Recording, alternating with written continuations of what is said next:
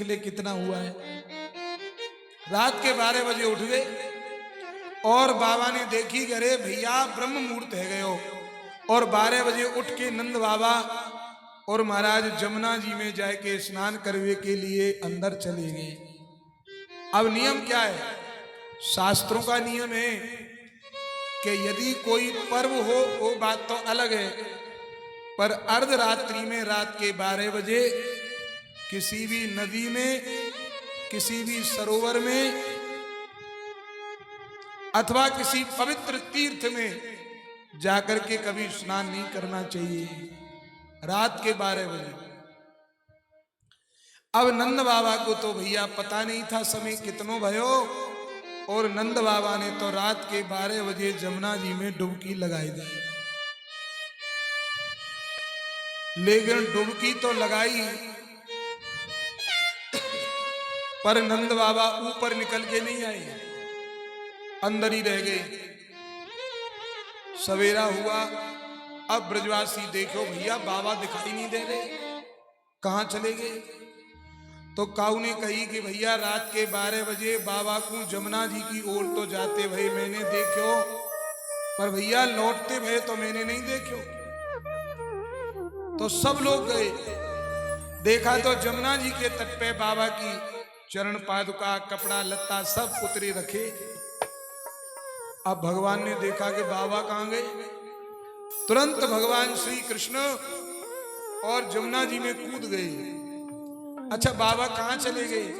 बोले जैसे ही नंद बाबा ने डुबकी मारी तो वरुण देवता के 2 सैनिक आए और एक ने इधर से पकड़ो, एक ने बाबा को इधर से पकड़ो, और नंद बाबा को पकड़ के महाराज वरुण लोक में लेकर चले गए और वहां ले जाकर बाबा को बंदी गृह में, जेल में बंद करके पटक दिया। क्यों? अपराध क्या है? अपराध यह है, वरुण देवता बोला तुम्हें पता नहीं है रात के 12 बजे जमुना जी में स्नान नहीं करते, अपराध बनाए, डाल दो इसे जेल में डाल दो। लेकिन वरुण देवता को यह नहीं पता कि ये कौन है। जब भगवान जमुना जी में कूदे और जमुना जी में कूदकर सीधे वरुण लोक पहुंच गए, और जैसे ही भगवान को वरुण देवता ने देखा तो महाराज वरुण देवता तो भगवान के चरणों में गिर गए। जय हो प्रभु, आपकी जय हो। अरे वह शरीरधारी धन्य है जिसे आपके दर्शन हो जाएं। भगवान आज आपने मेरे लोक को कैसे कृतार्थ किया है, आज इस दीन के ऊपर कैसे कृपा की आपने।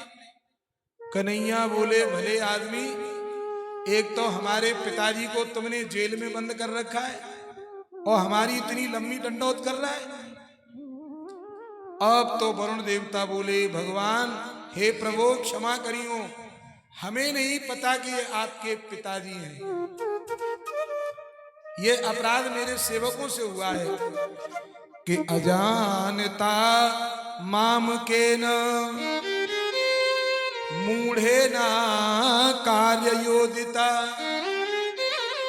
आनी तोयम तव पिता यद भवान क्षंतुमर्हति। वरुण देवता बोले सरकार गलती हो गई और मेरे सेवकों ने पहचाना नहीं, आप क्षमा करियो। तुरंत वरुण देवता ने बाबा को खोल दियो और बाबा के चरणन में गिर के प्रार्थना करी, बाबा हमें क्षमा कर दो, कोई बात नहीं है भैया गलती रह गई है। बाबा बोले भैया गलती तो हमारी भी थी। तो अब वरुण देवता ने भगवान को और नंद बाबा को इतने बढ़िया बढ़िया वस्त्र पहनाए, आभूषण पहनाए, और महाराज बड़ी सम्मान के साथ में वरुण देवता नंद बाबा और भगवान को जमुना जी के किनारे तक छोड़ के गए।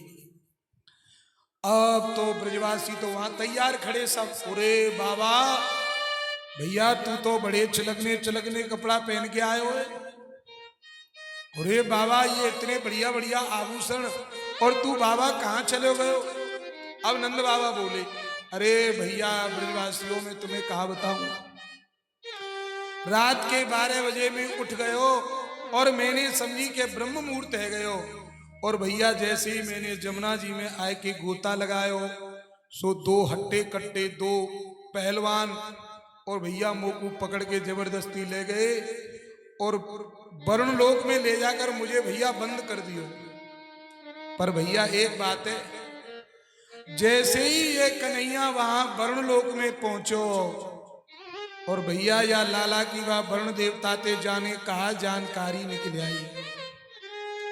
वरुण देवता तो आके चरणन में गिर गयो और भैया मेरो बड़ो सम्मान करो वाने, अच्छो बाबा, और इतने बढ़िया बढ़िया वस्त्र पहनाए। अब तो सब ब्रजवासी ने ये जब बात सुनी तो बाबा तो चले गए, अब तो सब ब्रजवासी भगवान के सामने हाथ जोड़ करके खड़े हैं। भगवान बोले क्या बात है भैया, हाथ जोड़ के क्यों खड़े हो? बोले कन्हैया अब तो तू बतानो पड़ेगो भैया कि तू कौन है। हो ना हो कन्हैया, तू जरूर कोई देवी देवता को अवतार है, और भैया कोई जाने अनजाने में गलती है गई हो तो क्षमा कर दीजो। अब भगवान बोले ब्रजवासियों बावरे मत बनो, मैं कोई ना भगवान हूं ना कोई देवता हूं, मैं तो तुम्हारी तरह लाला नंद जी को लाला हूं, जसोदा मैया को लाला हूं। अब ब्रजवासी बोले नहीं नहीं कन्हैया तो को बतानो पड़ेगो। अब भगवान बोले अच्छा एक बात बताओ, यदि मैं कहूं कि हाँ मैं भगवान हूं तो बोलो क्या करोगे? कहा भैया हमारी तो केवल एक इच्छा है। क्या? यदि तू भगवान है कन्हैया तो हम एक बार तेरे बैकुंठ को अपने इन नेत्रों से देखना चाहते हैं। भैया हमने सुनो बहुत है, ग्रंथन में सुनो है, साधु संतन ते सुनो है, पर आज तक हमने बैकुंठ नहीं देखो है। और बंधुओं एक बात मैं बता दूं, 4 वेद 6 शास्त्र 18 पुराण 18 उप पुराण आप किसी को भी खोल के देख लो, ऐसा कोई प्रमाण नहीं है कि कोई व्यक्ति सशरीर भगवान के बैकुंठ में गया हो। या तो कोई गया नहीं है, और यदि कोई एक बार बैकुंठ में चला गया तो फिर वो लौट कर कभी वापस नहीं आया। गीता में भगवान कहते हैं कि यद गत्वा ना निवर्तन्ते तद्धामम परमम मम। हे अर्जुन, मेरा धाम ऐसा है कि या तो कोई वहां जाता नहीं है, और यदि कोई वहां चला गया तो फिर कभी लौट के नहीं आता है। लेकिन धन्य है भैया ब्रजवासी, भगवान के बैकुंठ में सशरीर गए भी और लौट करके भी वापस आए। ये प्रमाण भागवत में नहीं, संपूर्ण ग्रंथों में एकमात्र प्रमाण मिलता है। इसीलिए हमारे यहाँ ब्रज की महिमा बैकुंठ से भी बड़ी है कि भगवान ने ब्रजवासी के ऊपर इतनी कृपा करी। तो भगवान बोले अच्छा ये बात है, तो तुम बैकुंठ देखना चाहते हो? हाँ लाला एक बार बैकुंठ दिखाई दे। तो भगवान बोले चलो भाई सब आ जाओ, जो ब्रजवासी बैकुंठ में जाना चाहे तो वहां एक कुंड बना था पानी का, बोले इस कुंड में कूद जाओ। तो ये तो ब्रह्म हृदम नीता मग्ना कृष्णे नमोधृता ददृश ब्राह्मणो लोकम यत्रा क्रूरोध्यगात पुरा। जैसे ही ब्रजवासियों ने वह कुंड में छलांग मारी और डुबकी लगाई, सो महाराज वहां में थे। जब बाहर निकले तो ब्रजवासी कहां निकले? बोले बैकुंठ में जाके भगवान के बैकुंठ में पहुंच गए। अब वहां जब बैकुंठ में पहुंचे तो बैकुंठ में तो सब लोग 4-4 हाथ वाले हैं। वहां कोई 2 हाथ वाला नहीं है। द्वारपाल 4 हाथ वाले, सेवक 4 हाथ वाले, और सब लोग 4-4 हाथ वाले।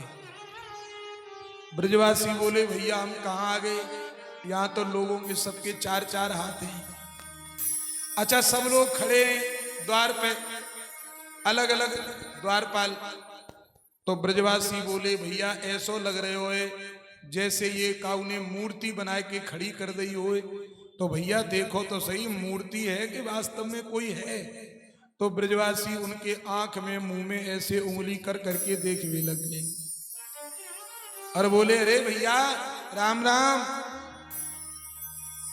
सो उन्होंने इशारा कर दिया, मौनस्ता मातया जातो, चुप हो जाओ, यहां बोलना मना है, कोई आवाज मत करो। सबको मौन कर दिया। अब तो चुपचाप ब्रजवासी इधर उधर घूमने लगे, कभी इधर निकल जाए कभी इधर निकल जाए, और पूरे बैकुंठ में भागे फिरे महाराज। लेकिन जब पूरा बैकुंठ घूमने के बाद में और ब्रजवासी लोगों ने देखा, एक तरफ क्षीर सागर में भगवान शेष सैया पर विराजमान है, और ब्रह्मा जी शंकर जी भगवान की सुंदर वेद की स्तुति कर रहे हैं। इतना बड़ा वैभव देखो, और देखो, अरे भैया देखियो, ये तो हमारो कन्हैया है। बिल्कुल देखने में लाला की शकल जाकी एक मिल रही है, होना हो भैया ये जरूर हमारो लाला है। अरे भैया हमारे कन्हैया को तो यहाँ बहुत बड़ो वैभव, और भगवान को इतनो बड़ो वैभव जो बैकुंठ में देखो, तो ये ब्रजवासी बेचारे भय के मारे कांपे लग गए।